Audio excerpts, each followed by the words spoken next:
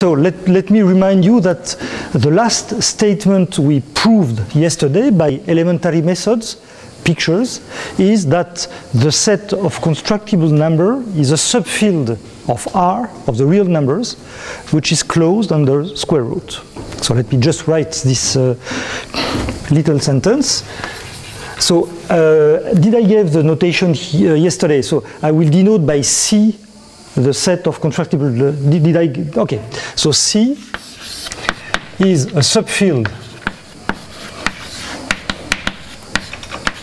of R closed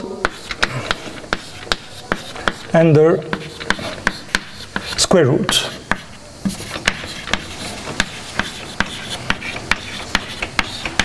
Okay, so this is typically the kind of elementary properties of constructible numbers which can be observed on the elementary pictures. But of course, if you want to go further, you will have to investigate this field deeper from an algebraic point of view. And this is what we're going to do today. So now it will be another chapter entitled On the Nature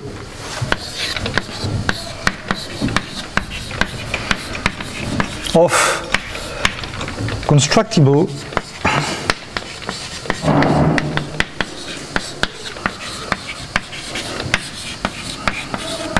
numbers.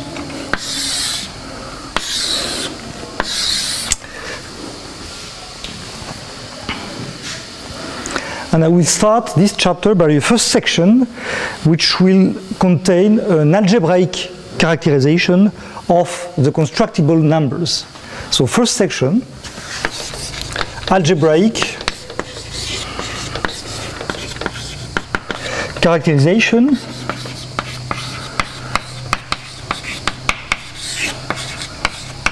of the constructible numbers.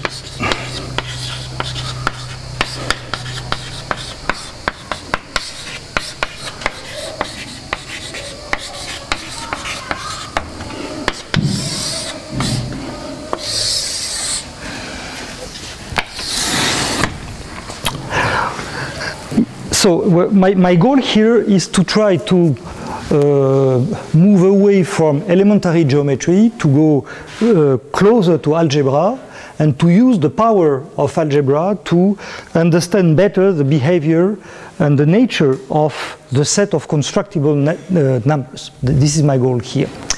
So in order to perform this algebraic characterization, I will introduce a new notion, and I mean a new type of numbers, a new class of real numbers, and I will call these numbers terms. So let me introduce this definition.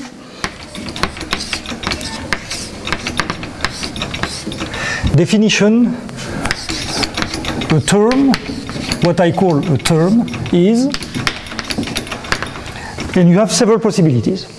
So first, a term is 0 or 1. So these two numbers, I will call them terms. Okay. Then the sum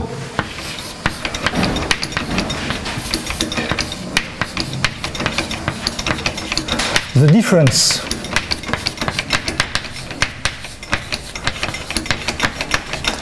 and the products of two terms.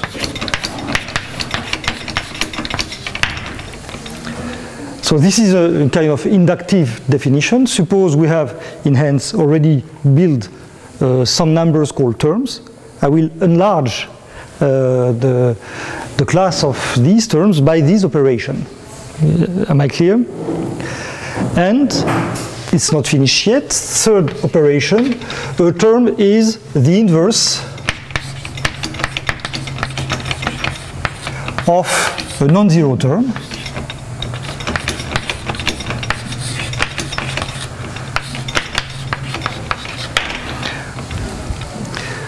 So if I have a term, I mean the inverse is also a term. And finally, last operation, the square root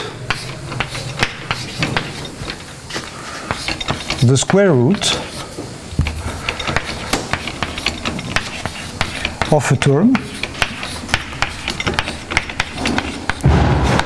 is also a term. Let me introduce a last notation in this definition. We denote by T the set of terms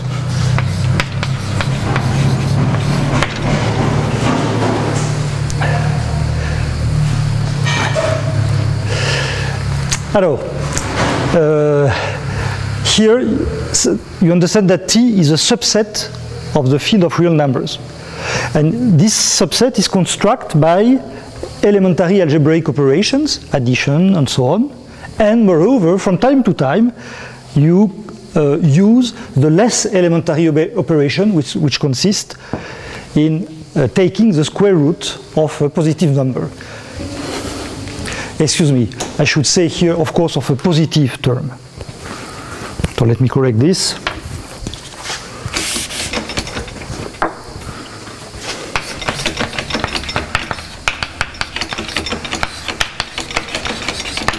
Obviously. So first remark, I claim that every term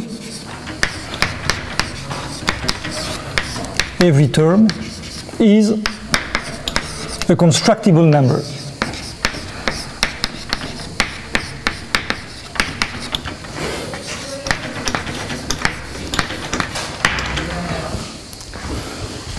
So that it is not a theorem, it's a remark. I guess it's obvious. Why is it so easy? Because, okay, how do you build terms? You start from 0 and 1, which are constructible numbers, right? And then you perform algebraic operation, sum, difference, multiplication, inverse, and we proved yesterday that these operations are constructible operations. Yes? And from time to time, you consider the square root of a positive term. And once again, we proved yesterday that taking the square root is a constructible operation. Which means that if we start from 0 and 1, we use only in this list constructible operations. So what we get will be a constructible number. So let me simply write this sentence. Indeed, every term is obtained from 0 and 1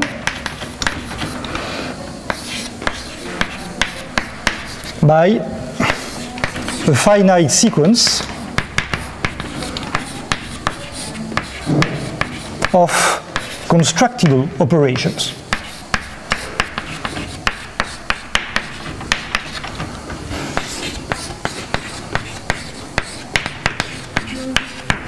Hence, the result will be a constructible number. So what is proved in this remark is an inclusion. We prove that T, the set of terms, is contained in the set of constructible numbers. The theorem, let me say it in English and then in mathematical notation. Every constructible number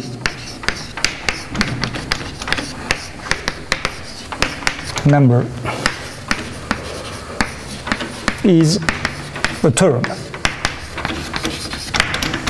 That is, C is contained in T. And from the remark and the theorem, we get, hence, C equals T. Okay? Which means that once this theorem will be proved, we will be able to work with constructible numbers as terms, written as terms. That is, by combination of addition, square root, and so on and so on. Okay? But before, we have to prove this theorem. So let me give you the proof of this result.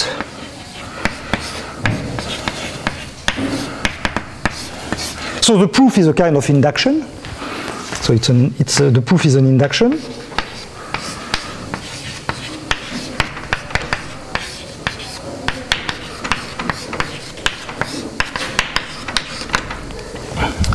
Remember that a constructible number is, there are several ways to define a constructible number. One of them is a constructible number is the abscissa of a constructible point. So let me remind this. Remember that a constructible number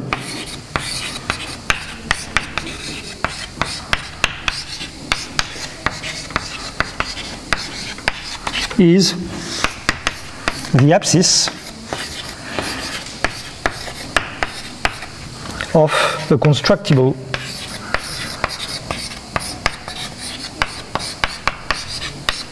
point.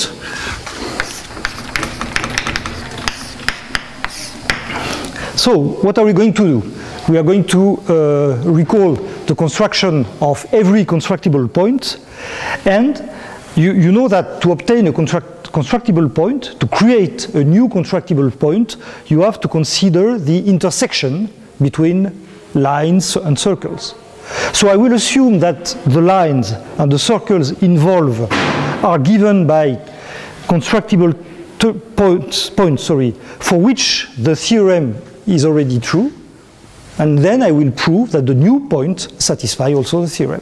Because this is what I call a proof by induction. So we have several cases, 3 cases. When we create a new constructible point, we intersect 2 lines, first case, a line and a circle, second case, or 2 circles. So we have 3 cases in the proof.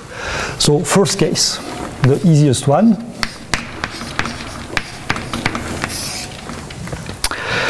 So consider a point M, which is the intersection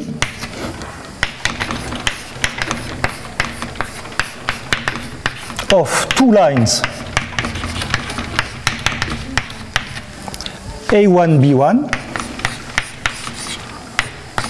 and A2, B2. So I have already 2 lines in hand. I create a new constructible point by intersecting the 2 lines. And I assume that the theorem is true for the coordinates of the points A1, B1, A2, B2. And I want to prove that the theorem will be true for M. So assume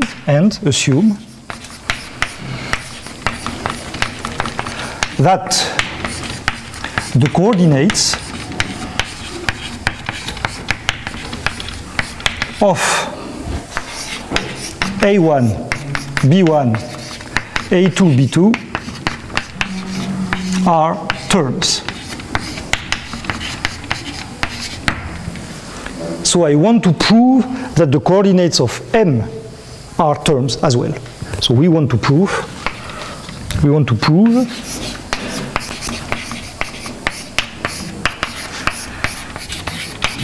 that the coordinates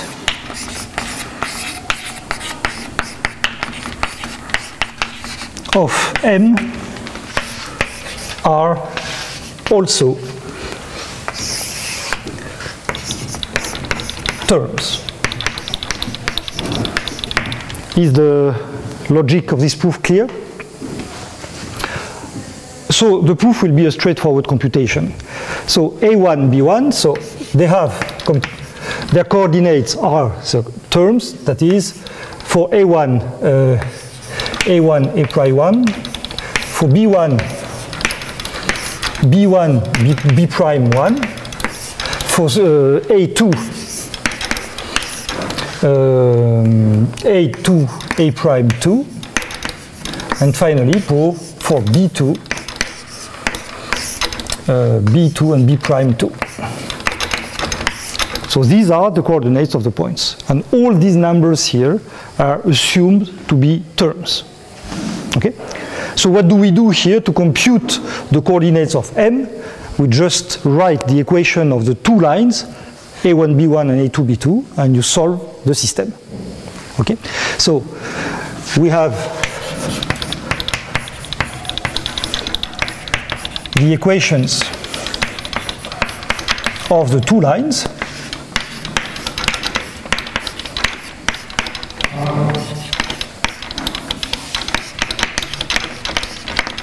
So for the first one, A1, B1, the equation is obtained, for example, by saying that the determinant x minus A1, y minus, sorry, I forgot a prime here, excuse me, a prime 1.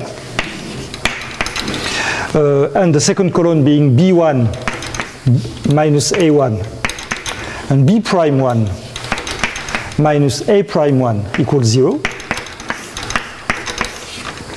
So the set of points x, y such that this determinant vanishes is the line A1, B1. Okay?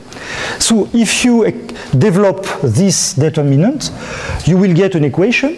So let me write it for this example. The equation you will obtain is the following.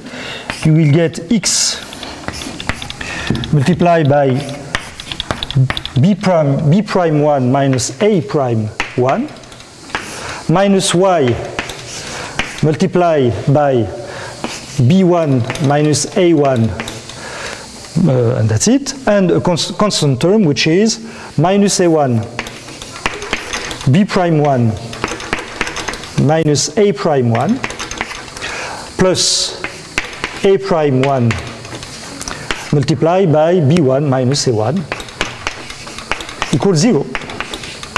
So this is the equation of the first line A1, B1. Clear? Easy. What do you have to remember here? You have to remember that the coordinates of the points A1, B1 are terms, which implies that the coefficient here of the equation of the line are also terms. Okay? So actually, the coefficient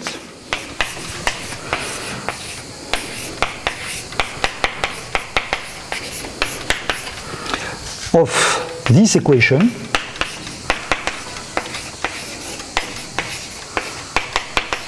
are terms. Okay, this is the thing we have to remember. Of course, writing the equation of a line, I assume that everybody knows how to do that here. I will do the same for the second line, but I will not repeat the equation. In the same way,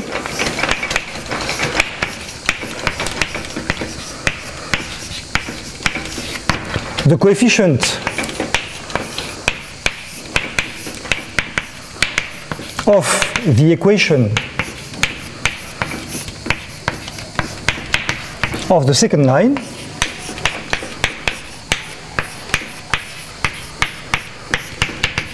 A2, B2 are terms.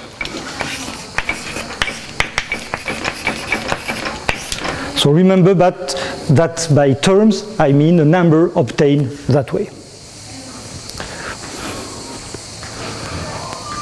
So we have two equations of lines. So A1, B1 have an equation, I will write it alpha 1x plus beta 1 plus gamma 1 equals 0. And for the second line, A2, B2, we have another equation which is alpha 2x plus beta 2y plus gamma 2 equals 0.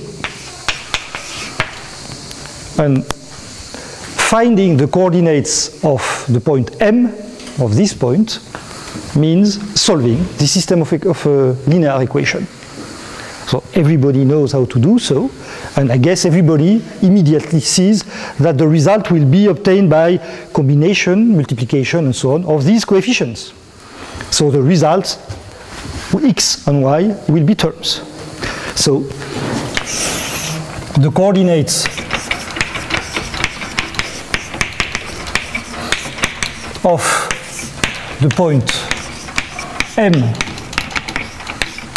are the solutions x and y of this system of equation.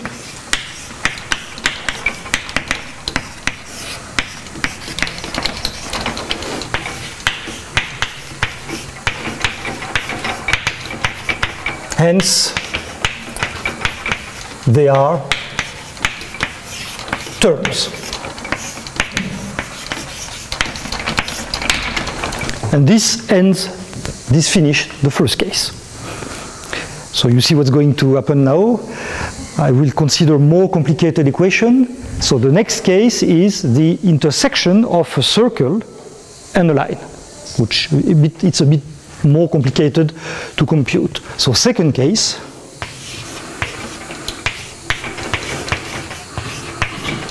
So the second case is now consider a point M. Consider a point M, which is the intersection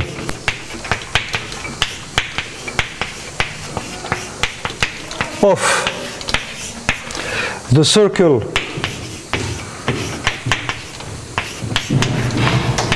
of center A1 and radius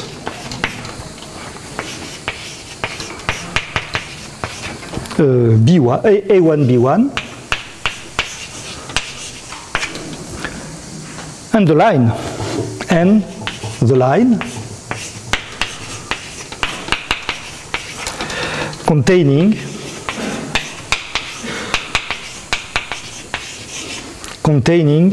A2 and B2, such that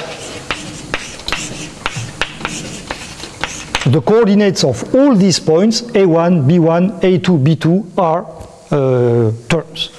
I want to prove that the intersection of the circle and the line is a point whose coordinates are terms as well.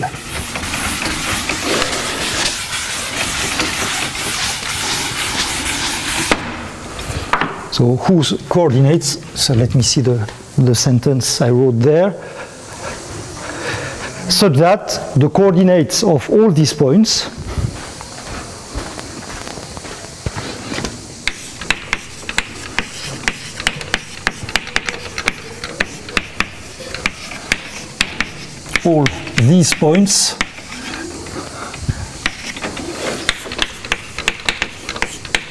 are terms. Okay? So we have a line. So I already reminded you how to write the equation of the line. So I will not do it again. Now we have the circle. So let me remind you how to write the equation of the circle.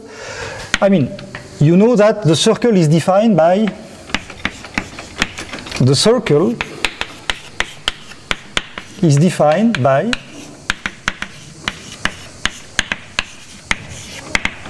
set of point M in the plane, such that the distance M to the center, so M A1, equals the radius squared, so A1 B1 squared. Okay? This is the definition of the circle of radius of center A1 and radius, oh sorry, I missed a square here. I prefer to use square because I will not write the square root here. We'll keep the notation that is the coordinate of the point A1, B1, A2, B2 are the same. So I don't change the notation, so let me write the equation of the circle. The equation of the circle is the following. It is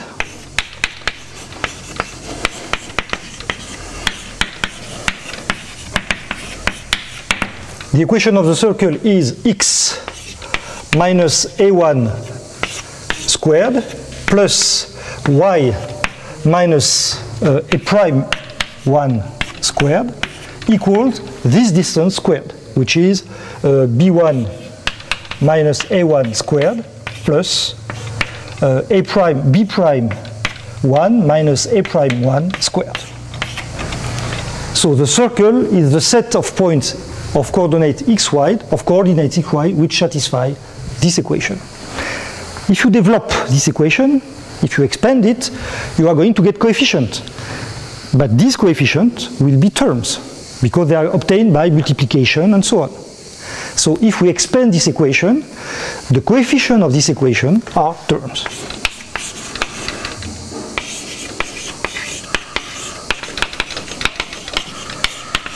Of this equation are terms. Très bien. So we have two equations, one for the circle and one for the line. So let me write these two equations.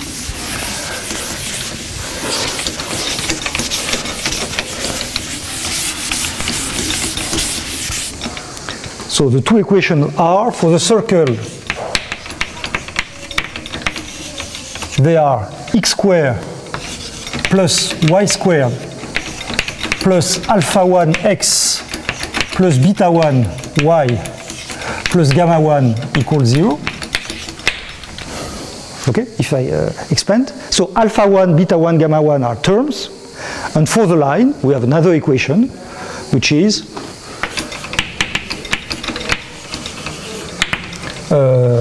alpha 2x plus beta 2 y plus gamma 2 equals 0. So alpha 1, alpha beta 1, etc., gamma 2 are terms. So I want to prove that the solution of this system of equation, the 1 or 2 points solution of this system of equation are terms as well. So in simple words, I want to solve this system of equation. So you know the rules. Classically, when you have two equations, you start by the simplest one and you report the solution to into the other equation, and you pray that at the end you can do something. So let me start by the second equation, which is obviously the simplest one. Assume beta 2 non-zero, then you get from the second equation y equals minus gamma 2 minus alpha 2x divided by beta 2. Fantastic. And now you take this result and you plug this result into the first equation. So we plug this result into the first equation.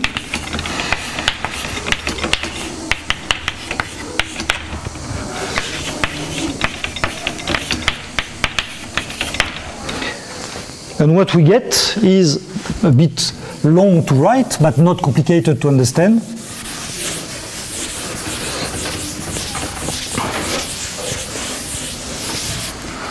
So look, what do we get here? So you don't change x and you replace y. Y here is replaced by this quantity here. So you will have here this quantity squared, the same quantity here, and you expand. But once again, the coefficients you get are obtained by multiplication, addition, and so on. So what you get is actually, we get something like, which letters I'm going to take, say, okay, alpha second x squared plus beta second x plus gamma second equals 0, where alpha second, beta second, and gamma second are terms. Okay, so it's not necessary to use this to write down this coefficient explicitly. No objection? And now you solve this quadratic equation.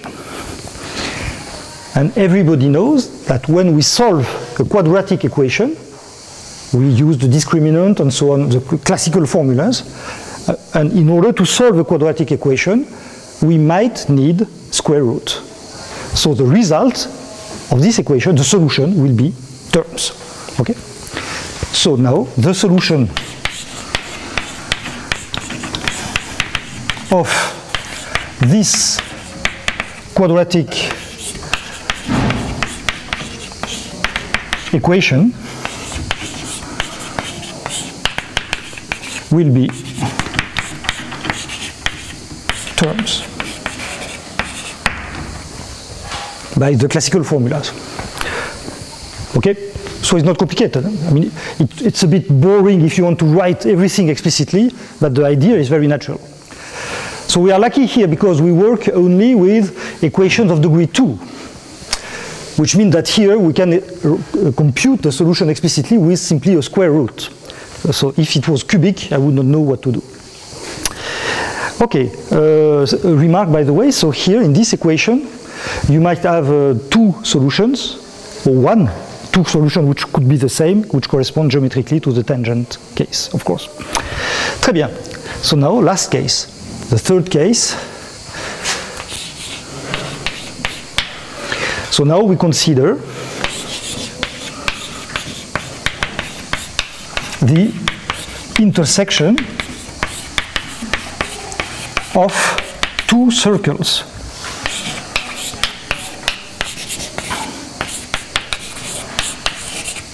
Okay, this is the last case to consider when we construct a new constructible point. I will not explain again how we get these two equations. So let me write the system we obtain. We obtain the system of equation. Obtain the following system of equation.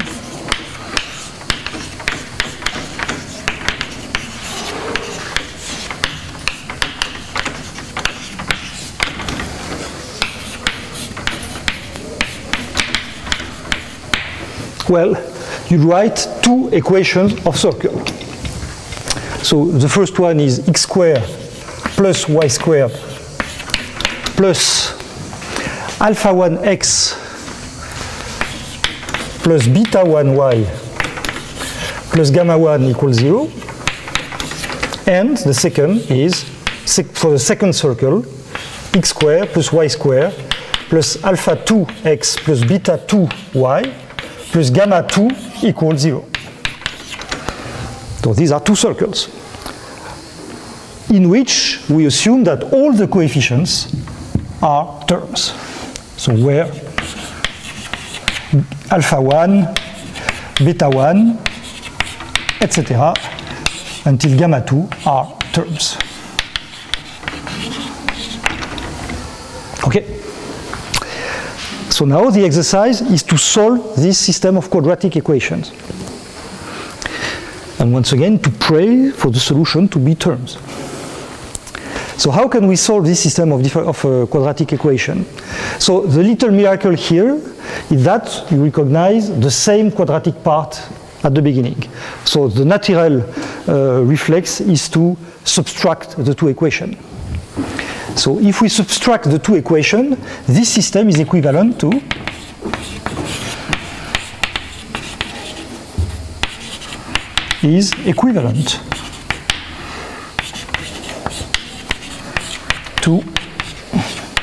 so the first equation will not change.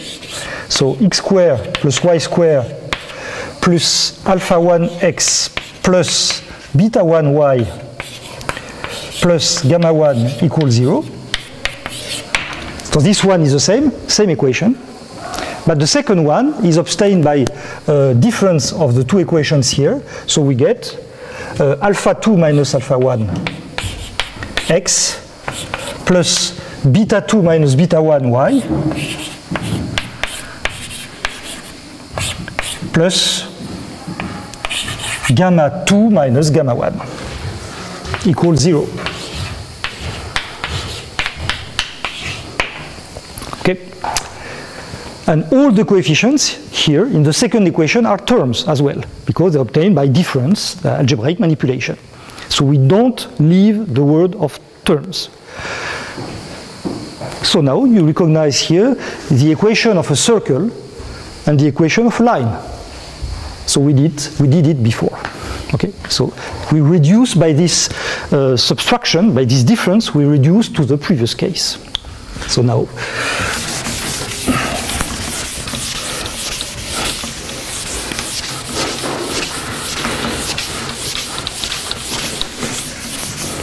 hence,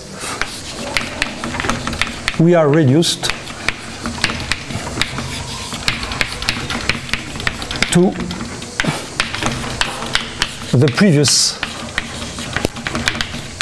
case. Okay, and the proof is done. So in the three possible cases, if the data is constructible, is a term, then the result is a term as well. That's it. So this is exactly what we wanted to prove. Let me add one or two remarks about this proof. Remarks. The first remark is geometric.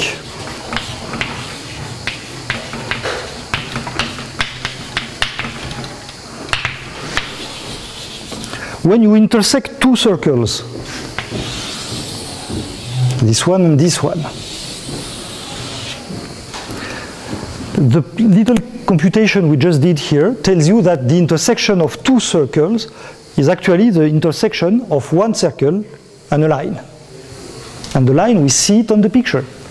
The line here is actually this one.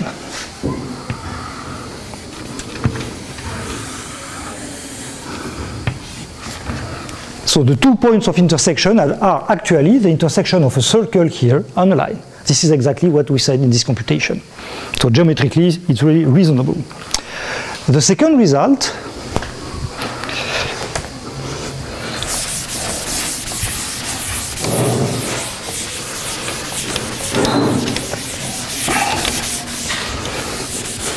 which is important to keep in mind, is that we have been lucky in the computation.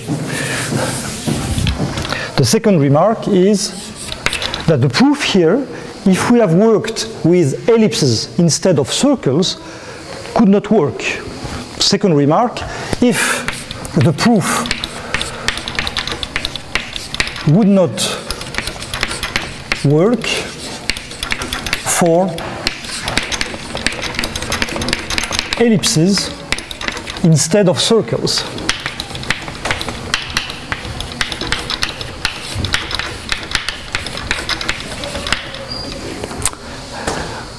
That is, it's much harder to compute the intersection of two ellipses than the intersection of two circles. Why is it so? Because if you work with ellipses, you have the quadratic part is not the same. You have a1 x2 plus b1 y2 plus etc.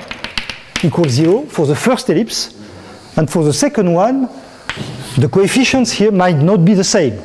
So you could have a prime 1x squared plus b1 prime y squared plus etc. And by difference, you would not simplify the system. That's it. The ellipses are not so complicated geometrically, but for this purpose here, they would be too complicated. It won't work or? Would not, sorry, excuse me, good remark, would not work, which changed slightly the meaning of the sentence. Right, thank you. Okay, end of the remark, and now what we get is we have an algebraic characterization of the constructible numbers. From now on, we are going to work with terms. So, from now on,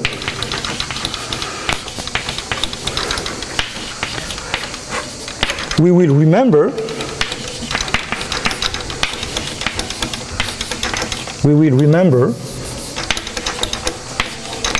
that a constructible number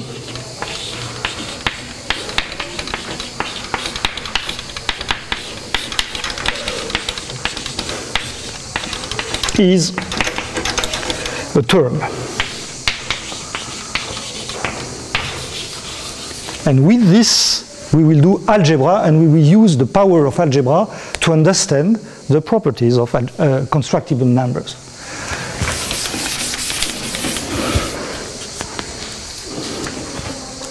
So let's play a little bit with these objects. Let's try to write a few examples of terms.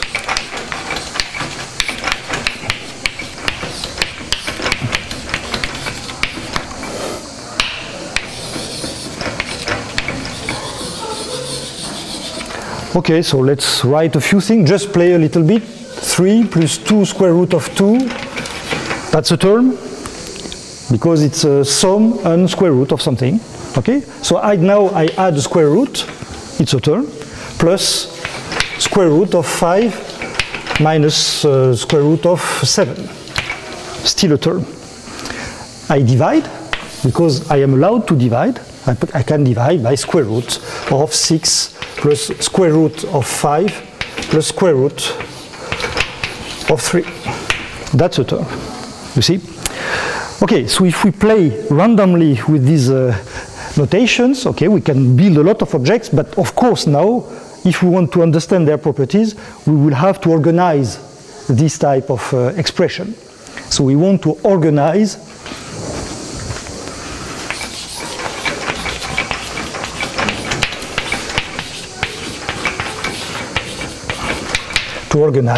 these expressions.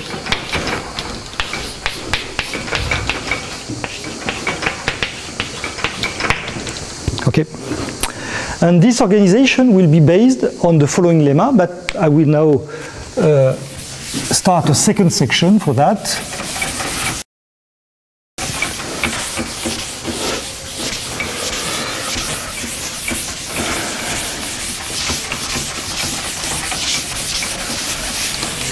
And this second section, for those of you who are a bit familiar with the field theory of fields and numbers and these kind of things, will sound really, this section will sound really familiar.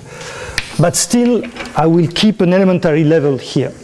So second section, towers of fields.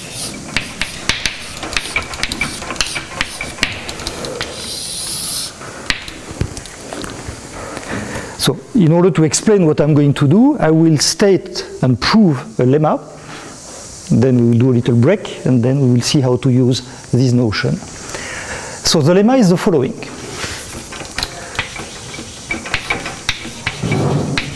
Lemma. Consider a subfield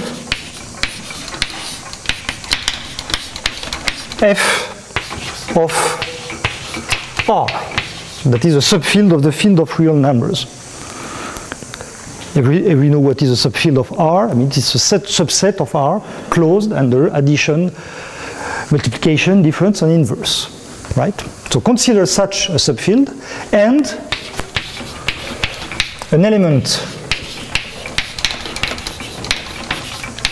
R positive in F such that square root of R does not belong to F. So I consider a field of numbers, real numbers, and among them, among the elements of the field, of this field, I consider an element R whose square root does not belong to the same field. Then the lemma says the following thing. Then the set f of square root of R, which is, so this is a notation defined by, it is the set of all elements of the form A plus B square root of R, where A and B describe F.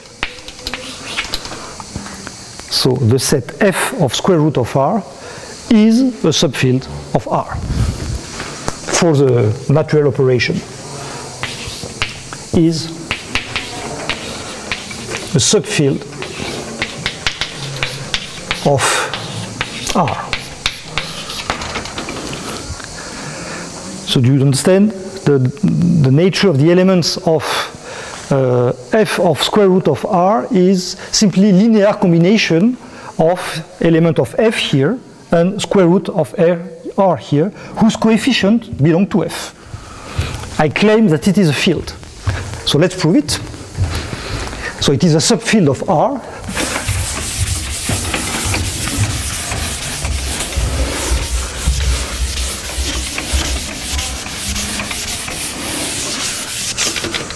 So I have to prove that the sum, the product of two elements of f of square root of R belong to the same object, the same set, and that the inverse of such an element is also such an element.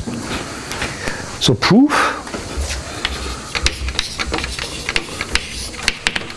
So consider, the first part of the proof, consider A plus B square root of R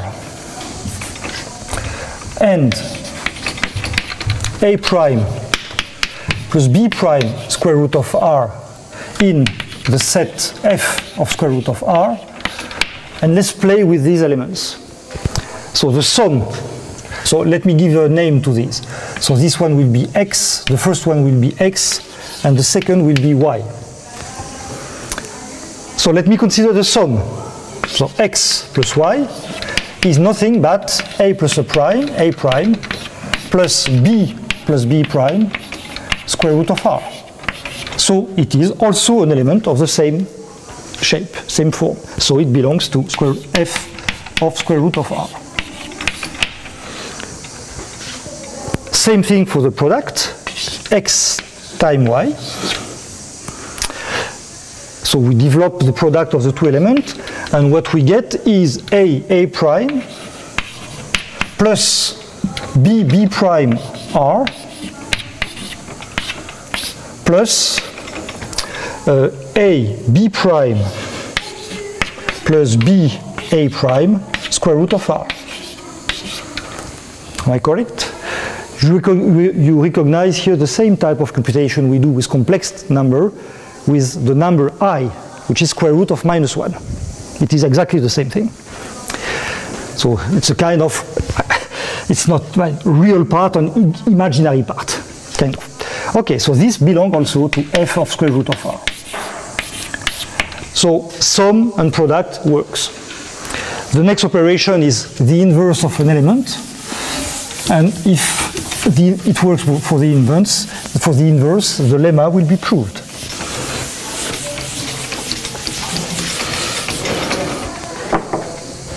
So second operation, suppose X equals to A plus B square root of R non-zero. So you have two cases. If B equals 0, then X equals A. So 1 over X equals 1 over A, which belongs to F. F is a field. So the inverse of an element of F is in F. So no square root of R here. But if B is not 0, then 1 over X equals 1 over A plus B square root of R. And then I will play with what is called the conjugate, usually, in classical calculus. And I will obtain, I multiply by A minus B square root of R, I'll obtain A minus B square root of R divided by A square minus B square R is also an element of square root of R. So the proof is done. The lemma is proved. so we do a little break, and we investigate this notion of field, extension of field by a square root, to understand the properties of constructible numbers. So, little break here. So, based on this little lemma we proved just before, a few minutes ago, so let's try to understand now what is a constructible number, or what is a term. So to obtain, so it's a remark,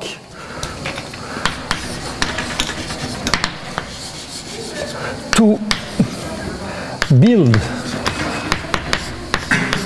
a term, what are the operations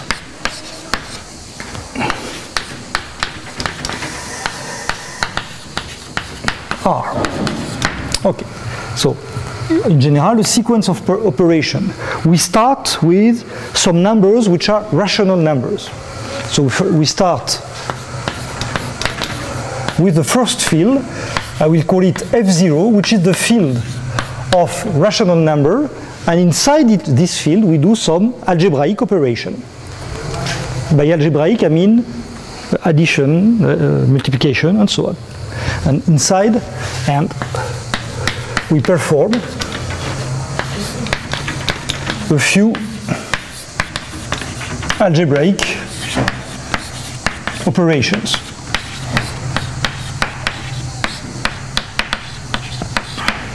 Okay? Then suddenly we take the square root of a rational number. Okay? So at some moment,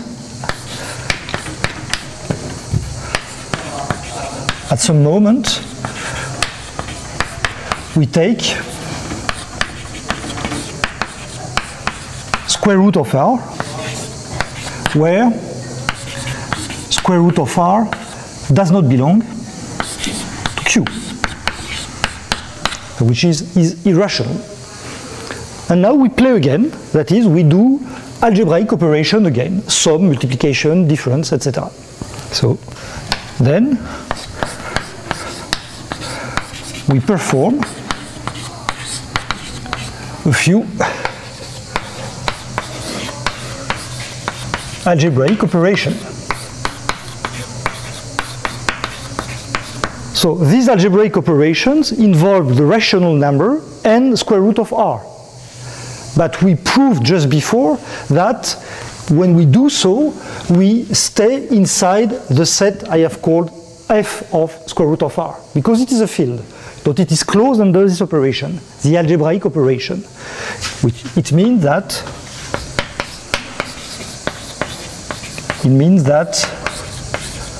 we produce numbers in the field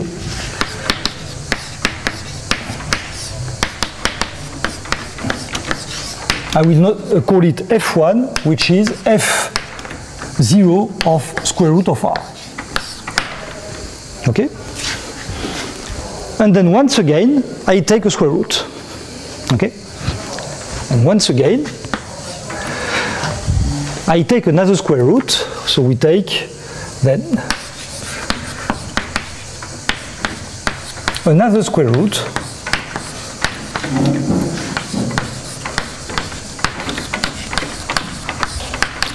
And if I can say so, we play with it.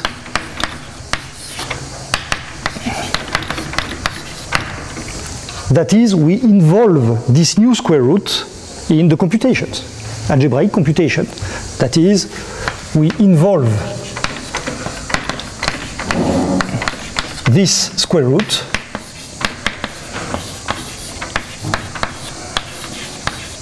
in the computations.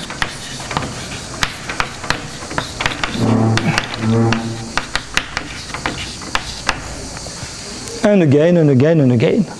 And at some point, I will obtain the term I want to construct. Okay, am I more or less clear?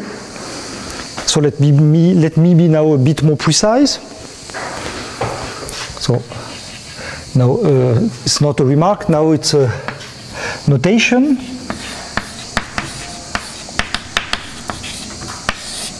So So consider a constructible number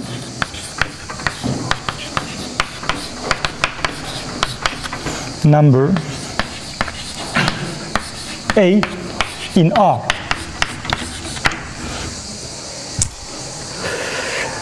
Based on the previous observations, we can say the following.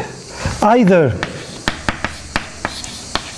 A belongs to Q, which is F0 in my notation. Either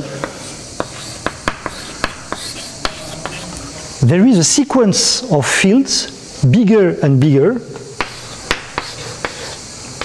There exists a sequence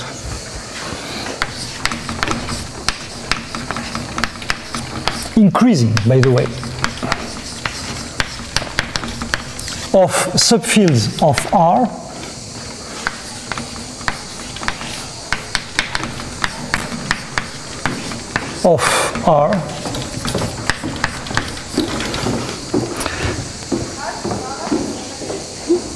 which will satisfy the following. So we have first F0, which is Q. Okay? Then Q will be contained in another field F1, which is, F0 of square root of R. Let me be careful on the indices of R1.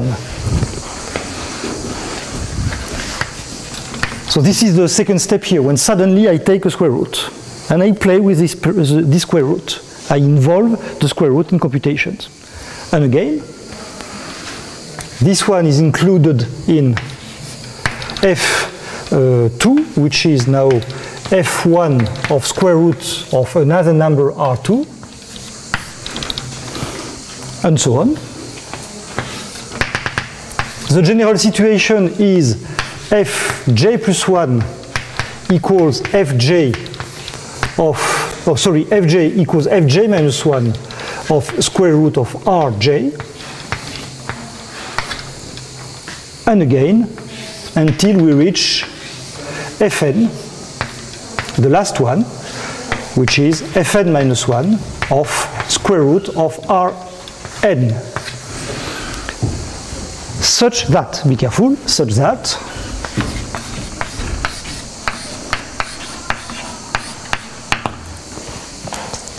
three conditions.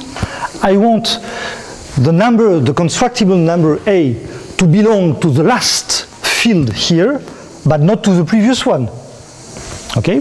So first condition, A belongs to Fn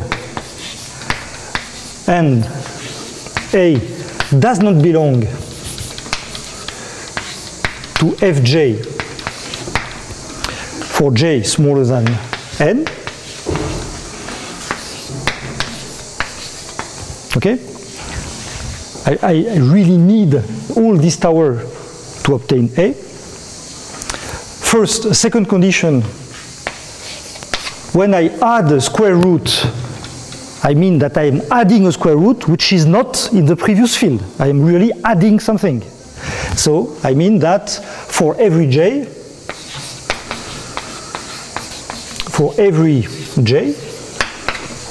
square root of Rj does not belong to Fj minus 1.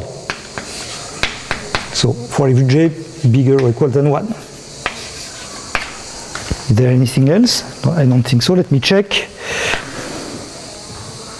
No, that's it. This is exactly what I call a tower of field. So this construction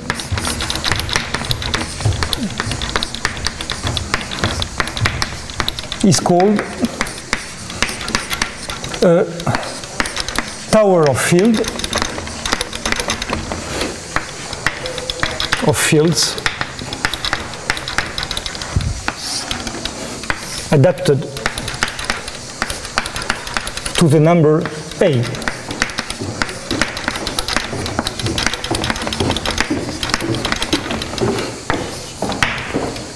Am I clear?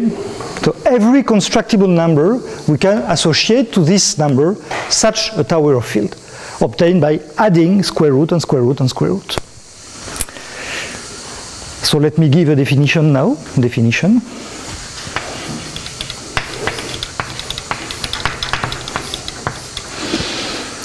It is very possible that for the same number A, we can build it in several ways. Maybe if I switch the order of the square root, for example, I can obtain another construction of the same number. So which means that a priori, the length of this tower of field is not fixed. So what I will call the height of the number is the smallest length. So by definition, consider a constructible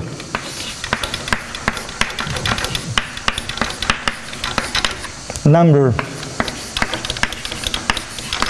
A in R. What I called so it depends on the people, but let me call it the hey. I never know in English hey, lauter, I mean high, to be height. So is it correct? A T somewhere? That's it? Yeah. Excellent. So the height of A is the minimum length of a tower of fields. Not by tower of fields, I mean what I did here, of a tower of fields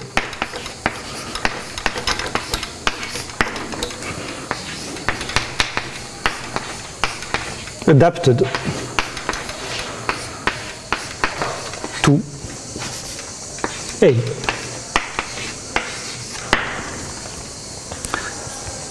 Is it clear? So I mean that for the same number A, you could construct different towers of fields which contain A, but of course the most interesting are the smallest towers here, because it means less necessary operations. Okay, for example, for the rational number, the height is 0, because I will not add any square root. So if A belongs to Q, the height of A is 0.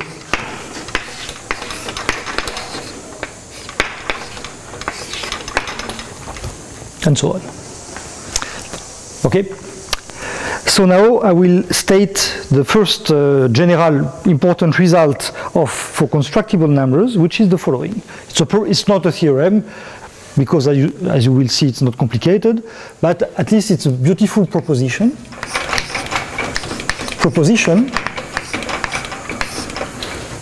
And you will let me know if you understand the word here.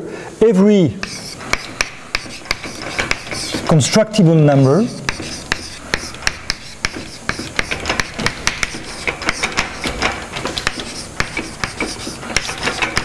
is algebraic.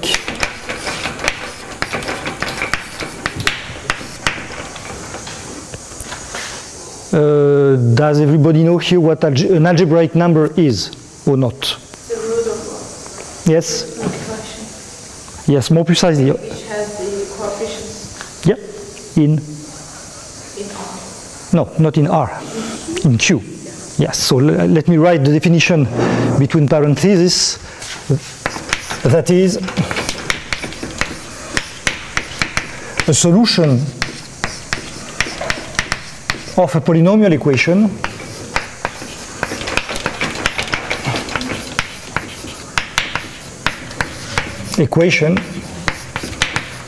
with coefficient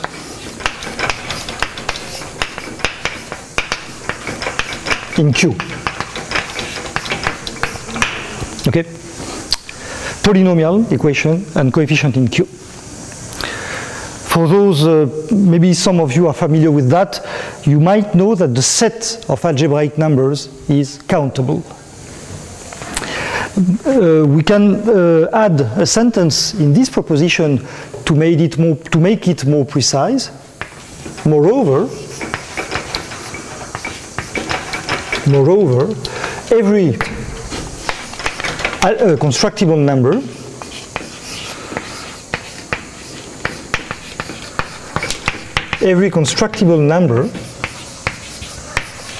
is a root, a solution, you would prefer, a solution of a polynomial, a monic polynomial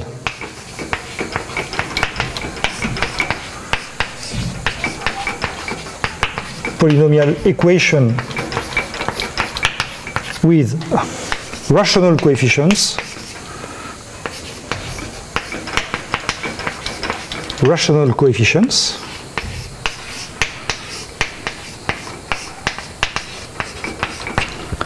whose degree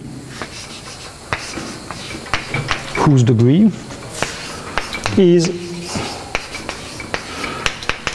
a power of 2. So it is not only an algebraic number that is a solution of a polynomial equation with rational coefficient, but moreover the degree of this polynomial can be obtained as a power of 2. So let me prove this proposition, which is not very complicated. So proof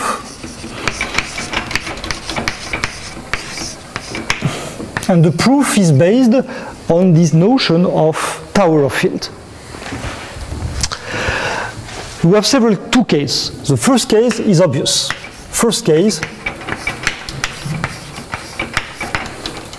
the number A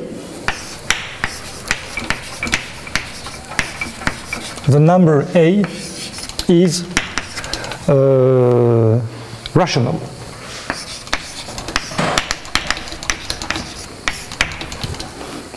It might happen, it's possible. In that case, it is a solution of a very simple equation. Then A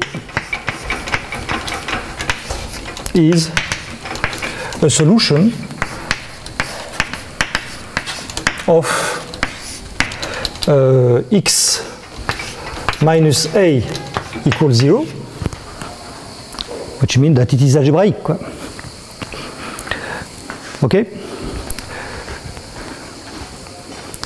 And moreover, we can cheat a little bit. That is, we can replace x minus a by x squared minus a squared equals 0, so that the degree here is a power of 2.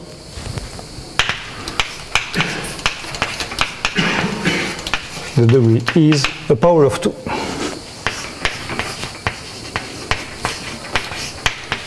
So that's not in that case, the first case is obvious, trivial. Second case now, the general case, and we will prove the general case by an induction on the height of the constructible number. So second case,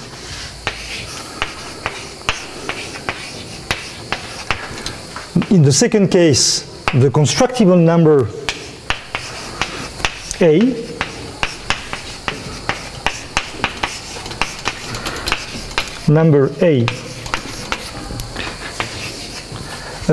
has 8 equal to n, 8 equal to n. So the 8 is the minimum length of tower of field adapted to the number. And we assume that this is an induction, and we assume by induction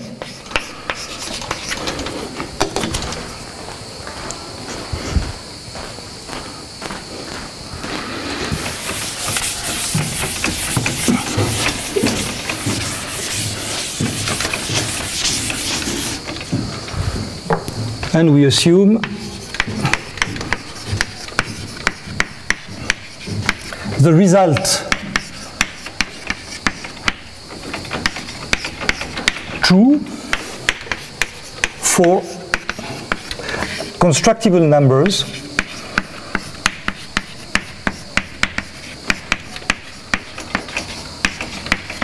of height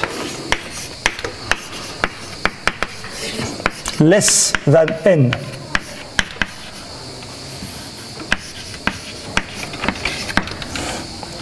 So the induction is made on the height, on the constructible numbers.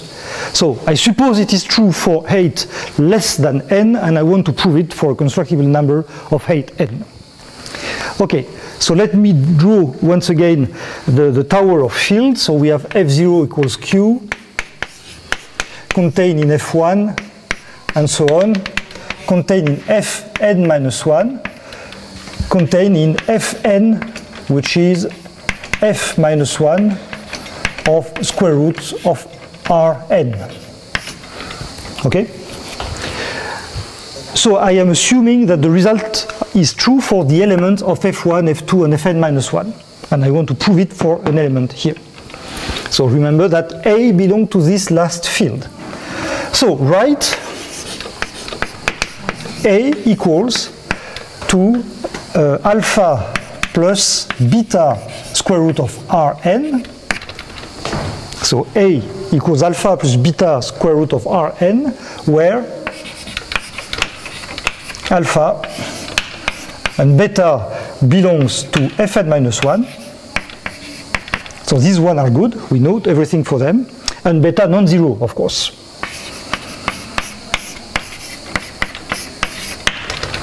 Okay? So this is a general shape form of a constructible number. So what do we do? A very simple thing. I put alpha on the other side of the equal sign. So we have A minus alpha squared equals beta squared multiplied by Rn. Okay? Correct? Which means that this number here, IA minus alpha squared, belongs to F minus 1, and not Fn now, Fn minus 1.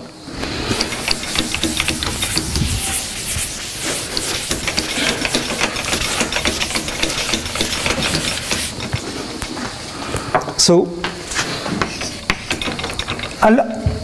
A minus alpha squared belongs to Fn minus 1.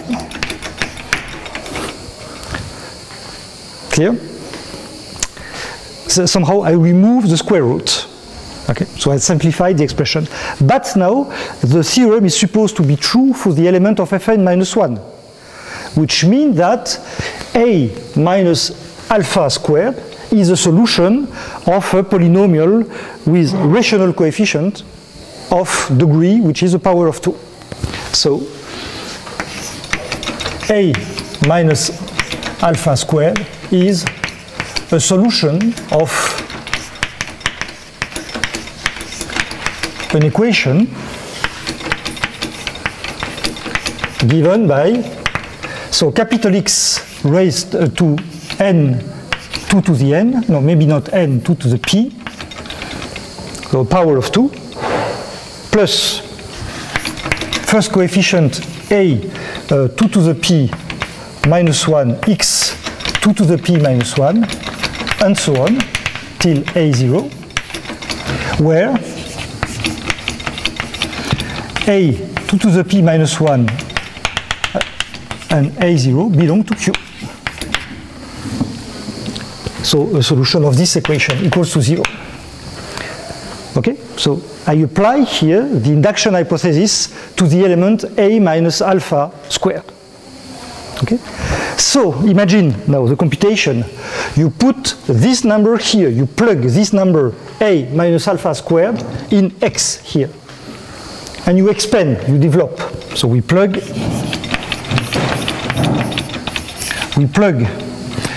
a minus alpha squared in x, in the polynomial, in the variable x.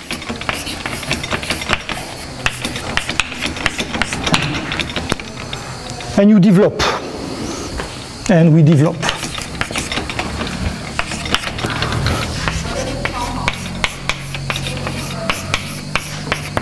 Okay, am I clear? So what do we get here? If we expand this, we have a square here, a power of 2 here. So it proves exactly that A will be a solution of a polynomial with rational coefficient, okay, and a power of 2. So it proves the result. It proves the result.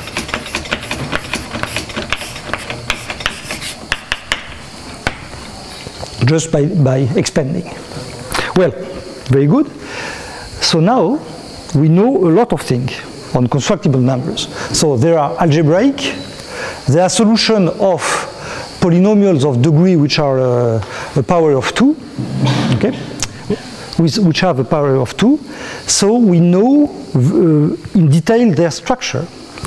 So now we are going to use this knowledge to prove that some construction cannot be constructible. That's very interesting because it cannot really be proved by geometry, and we need the power of algebra to prove this.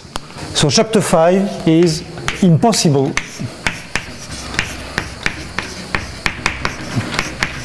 construction.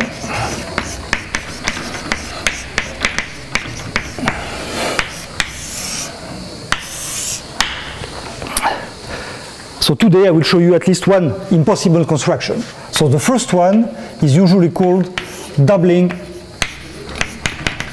the cube.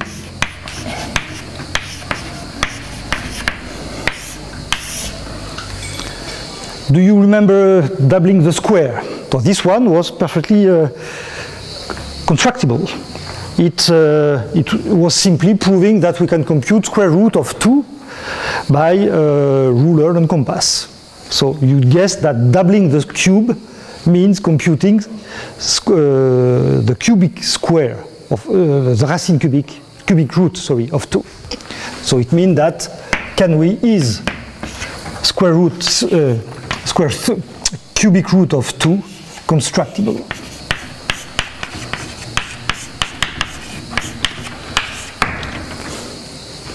So this is a very old question. I mean, question which was already asked.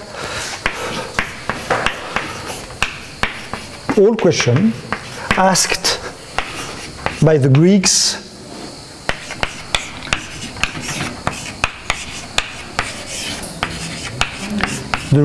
around 30 before Christ. And it took quite a long time, I mean centuries and centuries, to obtain the answer. And the answer was negative, and they were not good enough in algebra. They didn't know enough thing in algebra to prove this. So the proposition is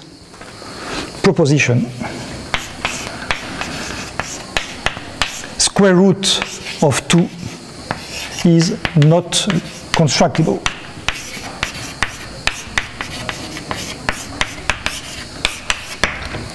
So today I'm going to finish this course by proving this result.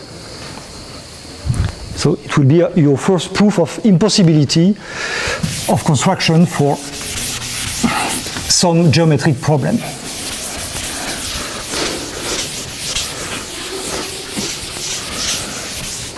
So proof.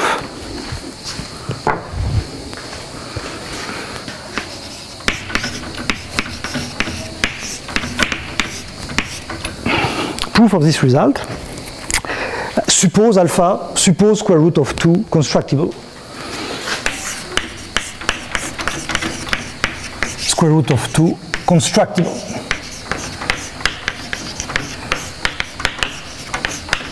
Okay? Suppose it is. Clear? What does it mean? It means that the polynomial, hence, the polynomial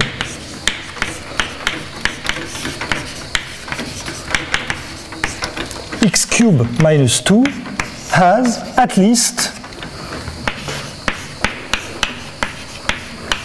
one constructible root. This one, square root of 2. Maybe others, I don't know.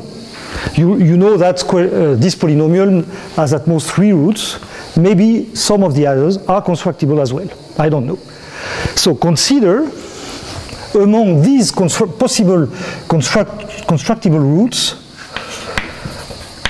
consider a constructible root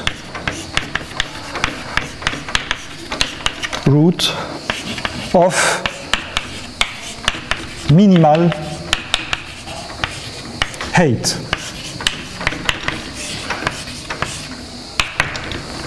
And I will call this root alpha. So consider a constructible root alpha of minimum height.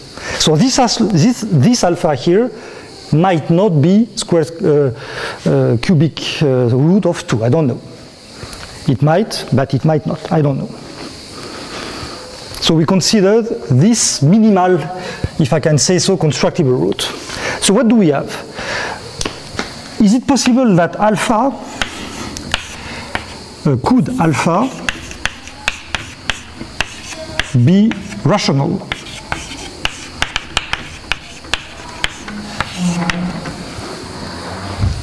Could alpha be rational? That is, could this polynomial here have any rational root, rational solution? I claim no.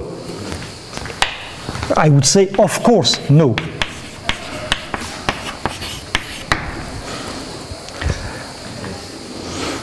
Yeah? It is complex. Yes. Yeah. So this is well known, classic. Très bien. So this alpha here is not rational, which means that we have to construct it by a tower of field. So suppose we have a tower of field. So alpha admits a tower of field.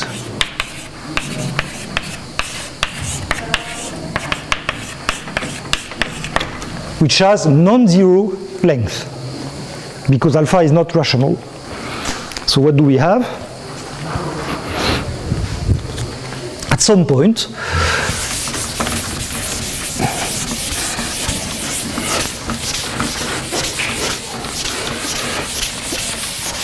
in this tower of field, it means that alpha belongs to a sound field f of square root of r with square root of r, which is not in f. So this is the end of the tower, the last step of the tower. Okay? So it means that alpha can be written a plus b square root of r, with a and b belonging to f. Okay? But remember, alpha is the solution of this polynomial. So we have alpha cube minus 2 equals 0.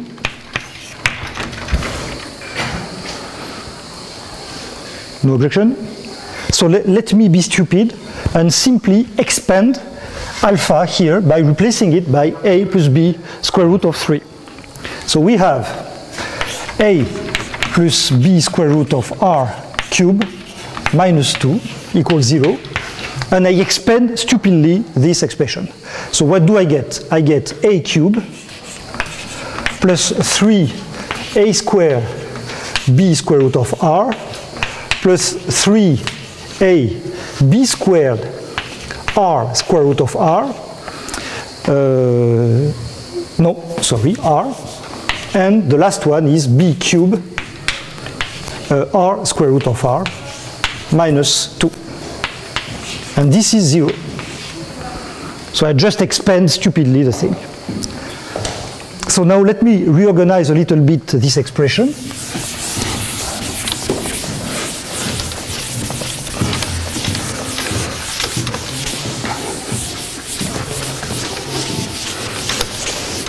We have, let me separate the square root of r and the other ones. So we have a cube plus 3ab square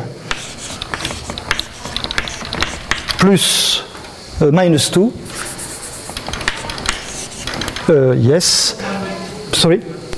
Plus 3 x squared b. There's some, I forgot something? Yeah. that's R root 3. Oh yes, sorry, it was r, excuse me. Yeah, I meant square root of r raised to the cube. I was obsessed by cube and I wrote a 3 here. Plus this one here, plus 3, this one now, b cube r, and this is square root of r. And this is 0. We have this, right? Am I correct? So now what does it mean? If it is 0, it means that this number here and this number here, a and b, both equal to 0. So a equals 0 and b equals 0. Right? Suppose that now here, instead of b, you replace b by minus b. If we replace b by minus b, why not? This is a kind of Galois operation here, changing a number by its conjugate, right?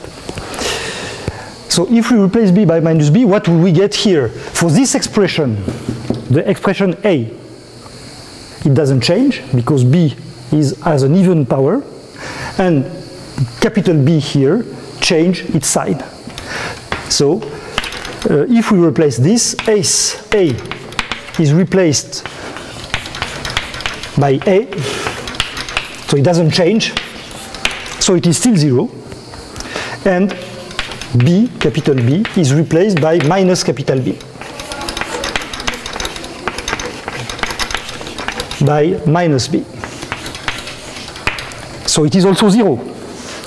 So it implies that, so the number a minus b square root of r is also a solution of the polynomial. A solution of square root x cubed minus 2 equals 0. That is, if I have one constructible solution, I have another one, which is the conjugate. But this is easy. But as you said, the roots are complex. So this polynomial here cannot have two real roots. You have only one, and the others are complex. And everybody knows that. So this is impossible. So this is impossible.